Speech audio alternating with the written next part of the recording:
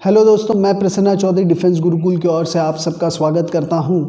और आज का मैं जो टॉपिक लेने वाला हूं वो बहुत इम्पॉर्टेंट है। इंडियन पॉलिटी का which talks on preamble. Indian polity में प्रीएम्बल ये बहुत इम्पॉर्टेंट टॉपिक है और इसके ऊपर बहुत सारे प्रश्न आते हैं, पहले भी आ चुके हैं, यूपीएससी ने भी पूछे हैं। आप एफकेट की तैयारी कर रहे हैं, आप सीडीएस की तैयारी कर रहे हैं, सीएपीएफ की तैयारी कर रहे हैं, तो प्रीएम्बल के बारे में आपको पता होना चाहिए और उसके all possible questions that can be asked, जो भी पॉसिबल क्वेश्चंस बनते हैं प्रीएम्बल के ऊपर में, वो सारा आपको पता होना चाहिए। तो आज हम लोग इस बारे में बात करेंगे और चलिए देखते हैं what is preamble. First we'll try to understand preamble क्या है। The term preamble refers to the introduction of the preface of the constitution. आपने देखा होगा जब भी हम कोई किताब देखते हैं, हम कोई भी किताब लिखते हैं तो उसके आगे में ना प्रीफेस लिखा होता है, जिसके बारे में बता होता है ये किताब किसके बारे में है।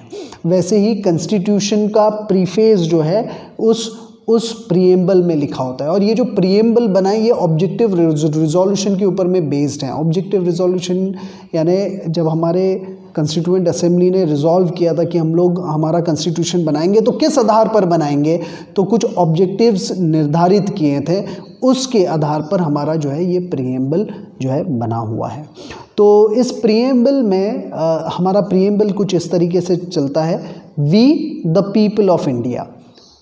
तो हमेशा ध्यान में रखिए, we the people of India having solemnly resolve to constitute India.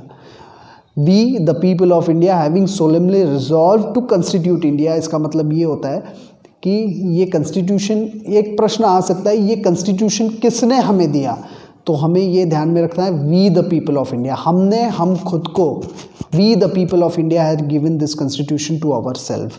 ठीक है, so we the people of India having solemnly resolve to constitute India into. अब ये 5 शब्द है, बिल्कुल ध्यान रखिएगा, इसका सीक्वेंस भी पूछा गया हुआ है और इन 5 शब्दों का मीनिंग डिटेल में आपको पता होना चाहिए। ओके, तो पहला शब्द है सवरन,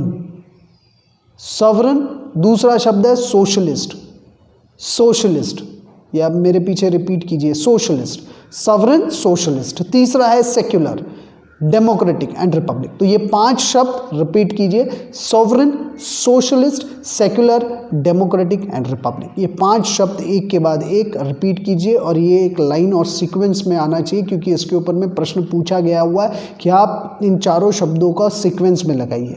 सो again I will come back, we the people of India, ये कॉन्स्टिट्यूशन हमने खुद को दिया हुआ है, to solemnly resolve to constitute India into sovereign, socialist, secular, democratic republic, और to all its citizen and to secure to all its citizen। क्या secure करने के लिए, अब ये शब्द भी आपको पता होने चाहिए, जस्टिस।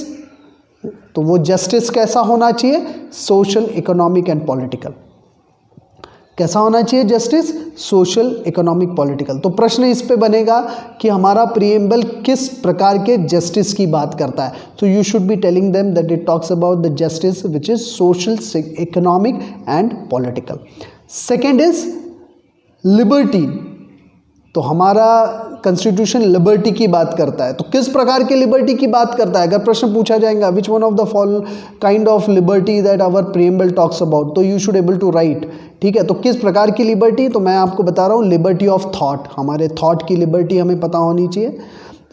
हमारा प्रीएम्बल हमें देता है liberty of thought, liberty of expression, liberty of belief, liberty of faith and liberty of worship.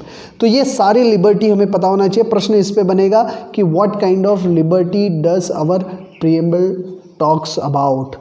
ठीक है, so it's a liberty of thought, liberty of expression, liberty of belief, faith and worship.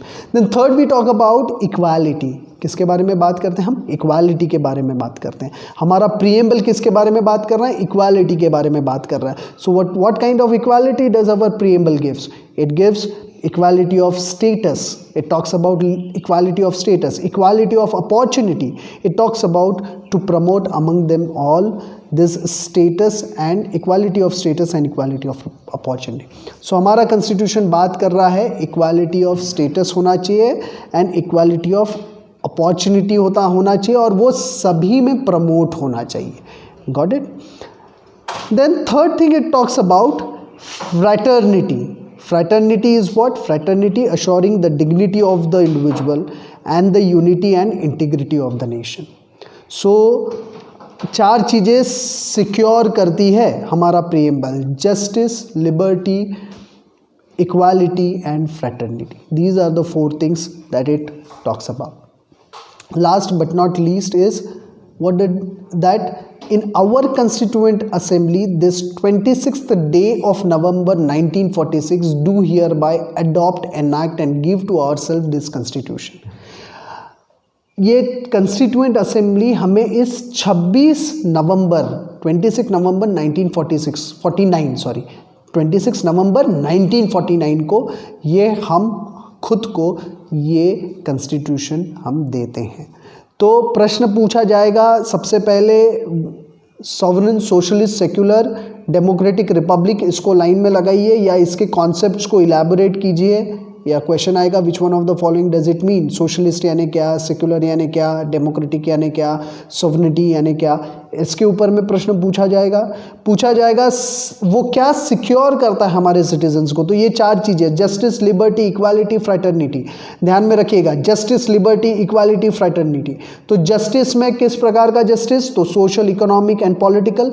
Liberty में किस प्रकार की liberty हम लोग बात कर रहे हैं? Thought, belief, expression, faith and worship. ये 5 प्रकार की लिबर्टी की बात हमें करता है हमारा प्रीएम्बल.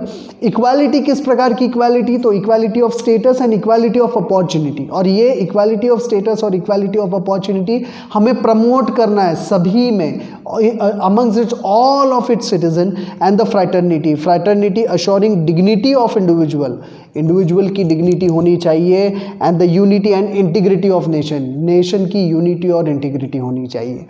तो ये सारी चीज़ें आपको ध्यान में रखनी है. इसी के साथ में कुछ अमेंडमेंट्स भी है जो हमें ध्यान में रखने हैं, जो जैसे कि 42nd constitutional amendment act of 1976. जब ये हमारा प्रीएम्बल बना था उसमें सोशलिस्ट, सेक्युलर और इंटीग्रिटी ये 3 वर्ड नहीं थे.